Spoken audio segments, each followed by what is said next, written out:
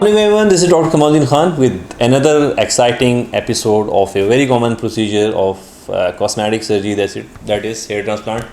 और hair transplant चूँकि मैं बहुत ज़्यादा करता हूँ, डेली ही हमारे सेंटर पे हेयर ट्रांसप्लांट होता है और पेशेंट्स का बड़ा मुझ पे ज़ोर था। मुझे उन्होंने कहा कि डॉक्टर साहब हेयर ट्रांसप्लांट आप ज़्यादा करते हैं और उसके बारे में आपकी वीडियोस बड़ी कम है, आपको चाहिए कि आप उसकी प्री ऑप और पोस्ट ऑप केयर्स यानी कि सर्जरी से पहले और सर्जरी के बाद क्या होता है वो आप बताएं हमें।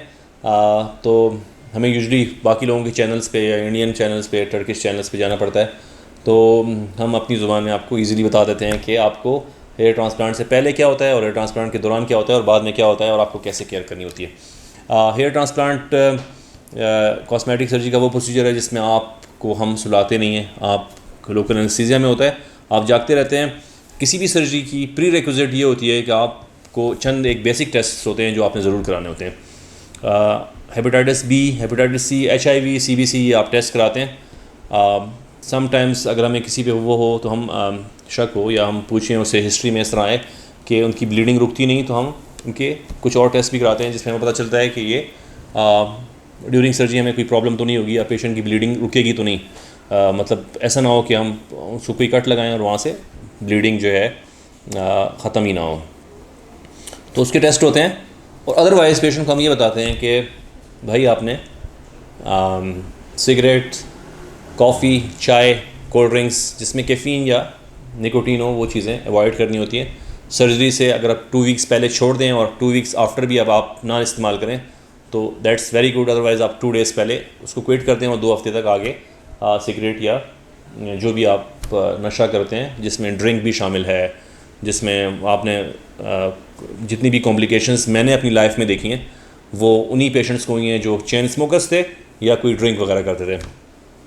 तो वो चीज़ें आपने स्टॉप करनी होती हैं सर्जरी से पहले। और उसके बाद जब आप सर्जरी के लिए जाते हैं तो आपको हम जो है हेड शेव करनी होती है, क्योंकि FUE प्रोसीजर ऐसा है जिसमें बगैर हेड शेव के आप नहीं करा सकते। FUT एक प्रोसीजर है जिसमें आप कट लगाते हैं, तो उसमें आप हेड शेव कराने की ज़रूरत नहीं पड़ती, आप बगैर हेड शेव की भी करा सकते हैं, मगर FUE में ये पॉसिबल नहीं है। तो आप हेड शेव कराते हैं, हेड शेव कराने के बाद हम हेड को अच्छी तरीके से वॉश करते हैं, पायोडीन से भी वॉश करते हैं ताकि आपका वो एरिया मुकम्मल तौर पे स्टेराइल हो जाए। ड्यूरिंग सर्जरी आपको चाहिए कि आप चेक करें कि आपका सर्जन जो है वो स्टेरलाइज्ड इंस्ट्रूमेंट्स यूज़ कर रहा है या नहीं कर रहा है, या उसके सेंटर में ऑटोक्लेव है जहाँ पे प्रॉपरली स्टेरलाइज्ड इंस्ट्रूमेंट्स यूज़ होते हैं। अच्छा, आपका हेड शेव हो गया। आप जब टेबल पे आते हैं, ज़रा आप जिस काउच पे लेटेंगे जिस पे आपकी सर्जरी होगी उस काउच पे हम स्टेरलाइज शीट्स डालते हैं और उसके बाद हम उस तमाम एरिया को, जिस एरिया से हमने निकालने हैं और जिस एरिया पे हमने लगाने हैं, उस सारे एरिया को एक सॉल्यूशन बनाते हैं जिसमें ज़ाइलोकिन होती है और एड्रेनलिन होती है। ज़ाइलोकिन का काम ये होता है कि वो इस एरिया को नम कर दे, एड्रेनलिन का काम ये होता है कि वो ब्लीडिंग को आपकी कम करे। तो वो सॉल्यूशन हम इन्फिल्ट्रेट कर देते हैं ताकि आपको ड्यूरिंग सर्जरी वो प्रोसीजर फील ना हो, आपके जो हेड स्कैल्प का एरिया वो नम रहे। उसके बाद प्रोसीजर चलता है। नॉर्मल प्रोसीजर की जो स्टेप्स हैं वो मैं डिटेल में नहीं जाऊँगा, वो होते हैं, वो बिल्कुल भी पेनफुल नहीं होते हैं। आपकी साइड्स बना दी जाती हैं, बाल निकाले जाते हैं, बाल लगाए जाते हैं और उसके बाद आपके जब सर्जरी मुकम्मल हो जाती है तो उस तमाम एरिया को with the help of normal saline spray wash करके हम एक स्टेराइल ड्रेसिंग कर देते हैं, जो कि मैं अपनी प्रैक्टिस में नेक्स्ट डे रिमूव कर देता हूँ, क्योंकि सर्जरी के बाद जो भी आपने इन्फिल्ट्रेशन की होती है, स्लाइड सी ब्लड की यूजिंग हो रही होती है, वो उस ड्रेसिंग में सोक हो जाती है।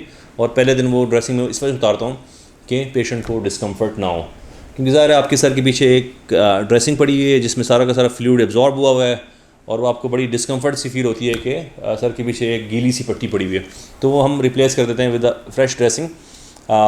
सर्जरी की रात हम बताते हैं पेशेंट को कि आपने जाके स्ट्रेट सोना है, आपने करवट नहीं लेनी, क्योंकि टेम्पल एरिया में आपके बाल लगे होते हैं और अगर वो कहीं से रगड़ खाएं तो वो बाल निकलने के चांसेस होते हैं, क्योंकि आपने होल में लगाए हैं। ऐसे आप समझें कि आपने एक पौधा लगाया हुआ है और उस पौधे को लगाने के फ़ौरन बाद आप जाके बार बार उसको छेड़ें तो वो जड़ तो नहीं पकड़ेगा आपका। ज़ाहिर आपने एक बाल लगाया, उस बाल ने वहाँ पे जड़ पकड़नी है। अगर आप उसको जड़ पकड़ने नहीं देंगे, आप डेली उसको छेड़ेंगे तो वो फिर ग्राफ्ट टेक नहीं होगा, वो ग्राफ्ट ज़ाया हो जाएगा। जैसे आप पौधे लगाते हैं, बिल्कुल इस तरह का मामला है। जैसे आपने पौधा लगाया और पौधे को आप पानी देते हैं, तो इस तरह हम आपको एक सॉल्यूशन देते हैं नॉर्मल सलाइन का बॉटल में, वो नॉर्मल स्टैंड का स्प्रे आपने डेली करना होता है, हर आधे घंटे या 1 घंटे बाद, फॉर द फर्स्ट 4-5 डेज़, ताकि वो एरिया क्लीन भी रहे और वहाँ पे स्कैब्स ना हो। कॉन्सेप्ट सारा ये है कि आपने ऐसा कोई काम नहीं करना जिसमें आपके बालों पे रगड़ लगे, यानी कि मतलब आपने उंगली नहीं मारी, अगर आपको कोई किसी किस्म की इचिंग हो रही है तो आपने वहाँ पे प्रेस करना है, उसको रगड़ना नहीं है। आपको 2 दिन के बाद हम चूँकि बताते हैं कि आपने 2 दिन के बाद किस तरह सर को वॉश करना है। वॉश करने के बाद आपने उसको खुश्क नहीं करना, तौलिया नहीं मारनी है उस पर। और इसी तरह आपने रात को सोते हुए आपने सर के ऊपर कोई कपड़ा नहीं डालना, कोई लियाफ कंबल या कोई इस तरह की चीज़ नहीं ओढ़नी है आपने सर पे कि वो रगड़ जाए उस पर। तो आइडिया ये है कि आपने कोई चीज़ उस पर रगड़नी नहीं है। किसी किस्म का नशा मैंने पहले बता चुका हूँ कि 2 हफ्ते के लिए नहीं इस्तेमाल करना आपने। चाय, कॉफ़ी, कोल्ड ड्रिंक्स, सिगरेट, कोई किसी किस्म की और नशा आपने यूज़ नहीं करना। अच्छा, इसके अलावा आपने एक्सरसाइज 2 वीक्स के लिए क्विट करनी है।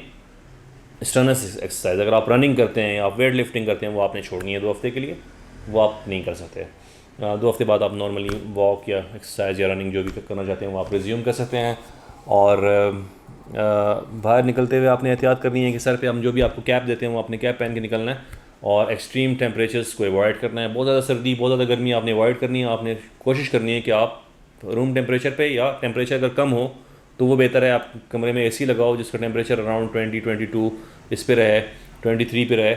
मगर आपने बिल्कुल गर्मी में नहीं, धूप में नहीं निकलना, बिल्कुल सर्दी में नहीं निकलना, वो आपको एडवर्स इफेक्ट देगा। इसके अलावा आपने जो है डस्ट से अवॉइड करना है ऑब्वियसली, क्योंकि अगर आप डस्ट पे गए तो आप इन्फेक्शन कॉज कर देंगे और डाल देंगे सर्जन के ऊपर कि सर्जन ने स्टेरिलाइज इंस्ट्रूमेंट्स नहीं यूज़ किए। तो आप kindly don't go outside in the dust.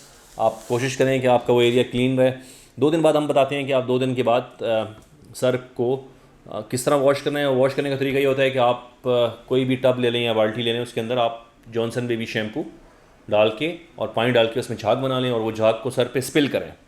आपने शावर के नीचे नहीं खड़े हो जाना पहले दिन के, ऊपर से बहुत तेज़ी से पानी गिरे और आपका सारा का सारा बाल जो हमने लगाए वो सारे बह जाएँ। तो आपने शावर में नहीं खड़ा होना। आपने 2 दिन से लेके फॉर द नेक्स्ट 2 वीक्स आपने बाल्टी से सर पे झाग स्पिल करना है और उसके बाद नॉर्मल पानी स्पिल कर लेना है। और स्पिल करके आप उसको रिंस होने दें, वो जाने दें पानी को, और उसको तौलिया से या किसी चीज़ रगड़ के खुश करने की कोशिश ना करें। या आप प्रोसीजर 2 दिन के बाद शुरू कर सकते हैं। फर्स्ट 2 डेज़ आपने उसको वॉश नहीं करना। और ये इन जनरल इसकी एहतियातें हैं। इसके अलावा एज सच और कुछ भी नहीं है। आपने इस दौरान बस ये इन्हीं चीज़ों का आपने ख्याल रखना होता है। अगर आपको लगता है कि कोई और क्वेश्चन आपका अनआंसर्ड रह गया तो आप कमेंट सेशन में मुझसे पूछ सकते हैं। मगर इन जनरल यही प्रॉब्लम्स हैं। हाँ, ये हो सकता है कि आपका अगर कोई वहाँ से बाल डिसलॉज हो जाए।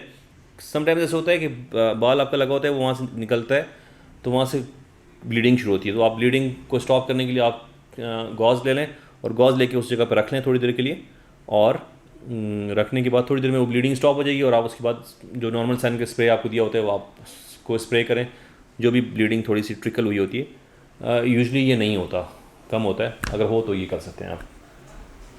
तो that's all about pre op and post op care. अगर आपको लगता है कुछ क्वेश्चंस आपके रह गए हैं तो आप काइंडली पूछ सकते हैं। Thank you very much for watching this video. Stay tuned to our channel, subscribe करें और शेयर करें, और thanks for watching this video.